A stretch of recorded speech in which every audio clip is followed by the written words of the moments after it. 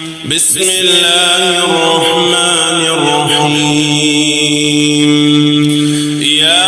ياسين والقرآن الحكيم إنك لمن المرسلين على صراط مستقيم تنزيل العزيز الرحيم لتنذر قوما ما أنذر آباؤهم فهم غافلون لقد حق القول على أكثرهم فهم لا يؤمنون إنا جعلنا في أعناقهم أغلالا فهي إلى الأذقان فهم مقمحون وجعلنا من بين أيديهم سدا ومن خلفهم سدا فأغشيناهم فهم لا يبصرون وسواء عليهم أأنذرتهم أم لم تنذرهم لا يؤمنون إنما تنذر من اتبع الذكر وخشي الرحمن بالغيب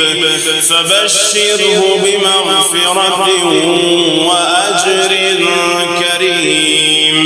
إنا نحن نحيي الموتى ونكتب ما قدموا وآثارهم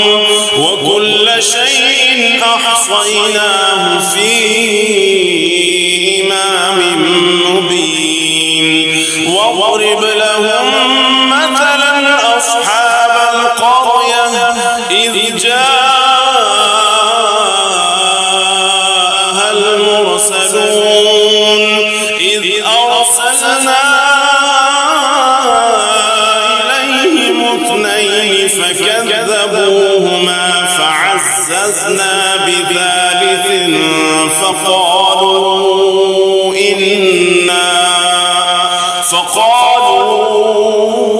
إنا إليكم مرسلون قالوا ما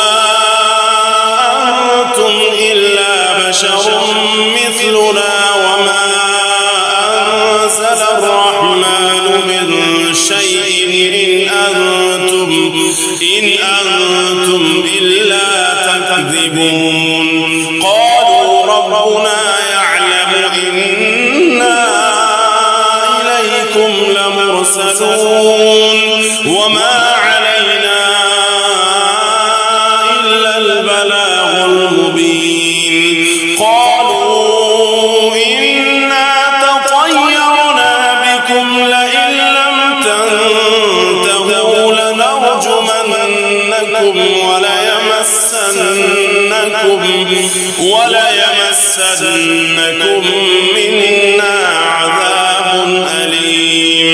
قالوا طائركم معكم أئن ذكرتم بل أنتم قوم مسرفون وجاء من أقصى المدينة رجل يسعى قال يا قوم اتبعوا المرسلين اتبعوا من لا يسألكم أجرا وهم مهتدون وما لي لا أعبد الذي فطرني وإليه ترجعون أأتخذ من دونه آلهة إن يردني الرحمن بضر لا تغن عني شفاعتهم شيئا ولا ينقذون إني إذا لفي لفي ضلال مبين إني آمنت بربكم فاسمعون قيل ادخل الجنة قال يا ليت قومي يعلمون بما غفر لي ربي وجعلني من المكرمين وما أرسلنا على قومه من بعده من جند من السماء وما كنا منزلين إن كانت إلا صيحة واحدة فإذا هم خامدون يا حسرة على العباد ما يأتيهم